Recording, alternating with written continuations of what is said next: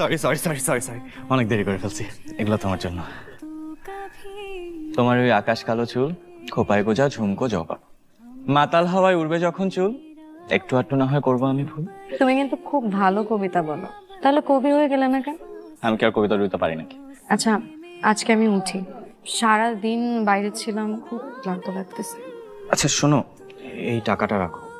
না না, আমি টাকা রাখতে পারবো না। টাকাটা রাখো তো প্লিজ। টাকা তুমি কোথায় পেলে? টিউশনির বেতন পাইছি আজকে। পুরোটাই কি দিয়ে দিলে? তুমি চলবে কি করে? আমার চলা নিয়ে তোমাকে ভাবতে হবে না। তুমি কিসের ভিতর দিয়ে যাচ্ছ সেটা আমি জানি। টাকাটা তোমার বেশি প্রয়োজন। আমি এটাই ভাবছিলাম, আবির, বাসায় বাজার কেনার টাকাটা পর্যন্ত আমার কাছে নেই। ছোট বোনটাকে স্কুলের বেতনের টাকা দেবো, সেই টাকাটাও আমার কাছে নেই। বাসা ভাড়া দিতে হবে। যেন আমি গত 2 দিন যাবৎ শুধু এটাই ভাবতেছিলাম, কিভাবে টাকা জোগাড় করবো। তোমার এই ঋণ আমি কিভাবে শোধ করবো আমি জানি না। তবে এখানে ঋণ কোত্থেকে আসতেছে? ভালোবাসা মানে হচ্ছে একজন আরেকজনের পাশে থাকা। তাও আমি কারো কাছে ঋণী থাকতে পছন্দ করি না। ঋণ যদি তোমাকে শোধ করতেই হয়, আমাকে খুব করে ভালোবাসো, সব ঋণ শোধ হয়ে যাবে। আমাকে যেভাবেই হোক একটা ভালো চাকরি জোগাড় করে পরিবারের হাল ধরতে হবে। তুমি আর আমাকে কত টানবা? যতদিন দরকার হয় ততদিন।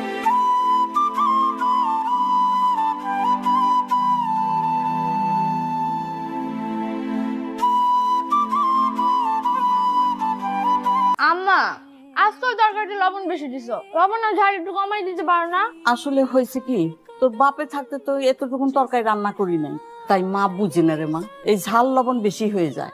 মারে রাগ করিস না, খায় নি। না, আমি তোর একটা ডিম ভেজে দিই। আপা লাগবো না। আরে লাগবে লাগবে, খাইতেছিস যখন আরাম করে খা। ডিম। আম্মা, আরে আপা এটা তোমার। এইটুক ডিম 3 জনে ভাগ করে খাচ্ছি। তোর বাপে যে কত ভালো খাওয়াইতো, এত গরিবই তো আমরা ছিলাম না। আম্মা, খাওয়ানোর সময় কেউ কান্না করে? মন খারাপ করবো। আব্বা, খাতুনগঞ্জ থেকে সুপুর সাহেব আসছেন। আগে কইবে না এত বড় মাছটা নিয়ে আসছো। আসসালামু আলাইকুম। আসসালামু আলাইকুম। কেমন আছেন আপনি?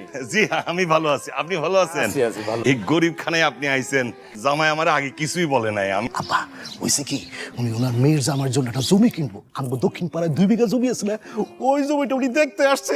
2 বিঘা? এটা কোনো ব্যাপার না, একটা জমি কিনবো সেটাই হচ্ছে ব্যাপার। তাছাড়া আমার তো জমি তোমার অভাব নাই, মেয়ে তো মাত্র একটা, তার জন্য তো দিতে হবে, তার জামাইয়ের জন্য দিতে হবে। তা তো অবশ্যই। তা ভাইজান, আমার